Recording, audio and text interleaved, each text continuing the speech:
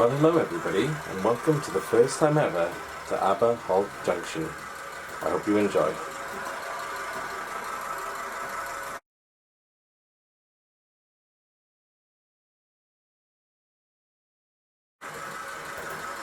This is my first ever YouTube video and my first foray into social media through my related Instagram, Twitter, and believe it or not, first ever Facebook account, which you should find links to below. Plus I should also say a website, which is very much a work in progress. Apologies. Who knew HTML coding could be so tough? So far I found the whole social media experience quite enjoyable and would recommend it to others. However, it is very time consuming and be prepared for it to consume quite a lot of your time. Before I get into this in earnest, I just want to say it seems a little inconsequential or crass releasing a YouTube video in this environment, assuming you are watching this when we are still in lockdown, with so much going on. But then I thought it's important to have some escapism from the 24-hour news assault, which is all too easy to fall into now we are stuck at home. Rest assured, I'll not do any politicking on this channel. I want it to be an escape, a 20-minute or so chance to go on a bit of a journey, and just like you, I'm not entirely sure where it will end up. Apologies. See? I'd like to say a huge thanks to all the key workers, whereas I'm able to say thank you directly to the supermarket workers and delivery drivers I meet. But to all the rest of you, for the first time ever, I can also say thank you to a few more of you, assuming that anybody watches this video. Right, here goes. I hope you enjoy the videos I produce, and I will always welcome your feedback in the comments below. Please keep them clean and polite, as I hope this channel, or whatever you call it, can be appreciated by all age groups.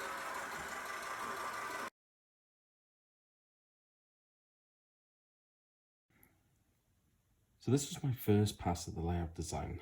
I was determined not to have your typical loops, but I did want the trains to run continuously. I also wanted some sidings so I could do some shunting, a heritage line, which is down in the bottom right hand corner, and a main station. So this was my first pass.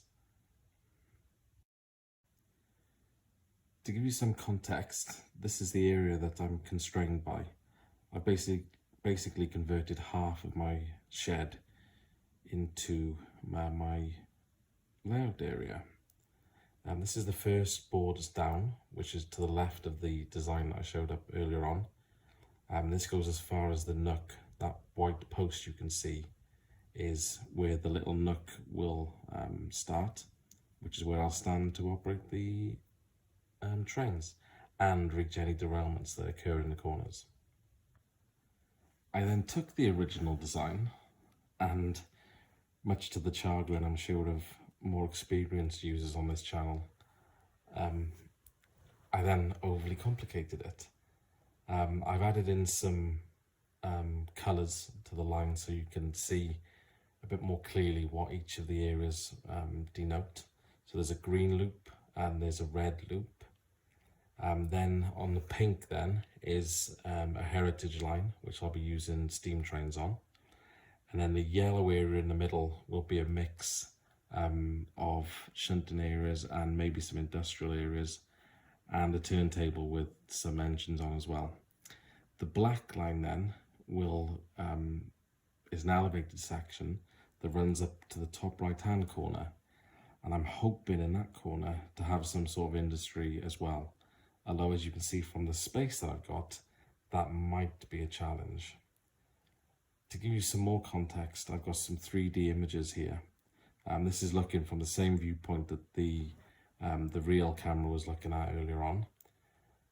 And again, from a similar viewpoint, you can see the little nook there. That's a 50 centimetre by 50 centimetre nook that I've cut in to allow me to operate and to reach hard to reach areas. In both of the corners, I'm thinking mountains and simplicity to hopefully reduce the amount of derailments that I get. As the name of my channel suggests, Aber Halt Junction, my thinking is a small valleys line commuter type service, and also some industry, mainly coal mining back in the 80s. I hark for the old days, you might say, even though I was very young back then. Yeah, I know the layout's too complex, and as I come to the actual practicalities of constructing it, I'm sure I will tame down some of these areas, or maybe I won't. Maybe I'll just build it as it is. If I did, there would be an awful lot of point motors and it would be very, very busy.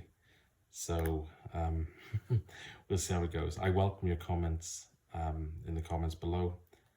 I really appreciate them. So please leave them. Please tell me your tales of woe, and hopefully I can learn from your mistakes as you can learn from mine. Okay, cheers.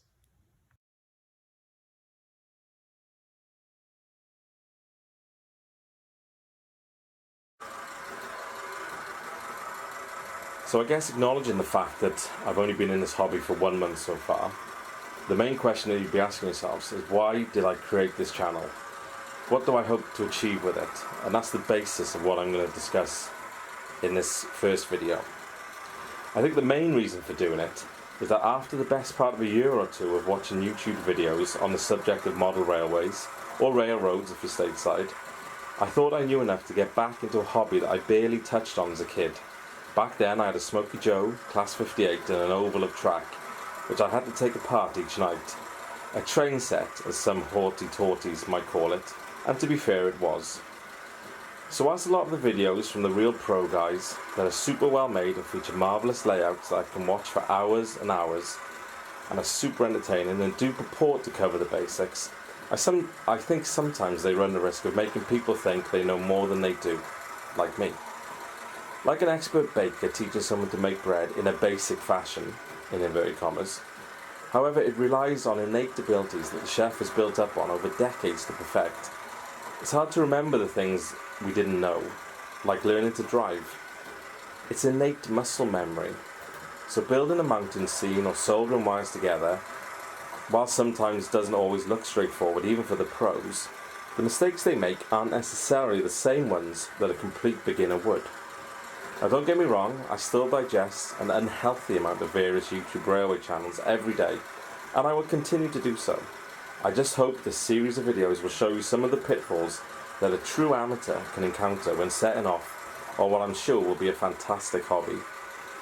So please join me on this journey as I make the mistakes that hopefully you can avoid. I've already made quite a few big mistakes which I will cover in the next few videos. Some have been expensive, some have just caused me hassle and a bit of embarrassment when you go back to the same shop to buy the same thing the following week, just in the right gauge. Whoops. I've also learned a few cheap solutions for some of my bigger gaffes, which I will share with you over the next few weeks in upcoming videos.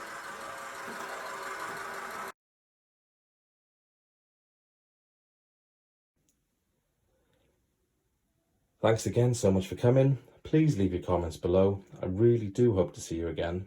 Part of my motivation for doing the layout is to inspire others to give it a go, like Chadwick Parkway, like Kampala Road, Sam's Trains, Aber Halt Junction, Dean Park, etc, etc, etc. The list goes on. They've inspired me to give it a go, and I want to do the same thing. So far I can safely say I'm enjoying the hobby, and I hope you enjoyed it. Stay safe.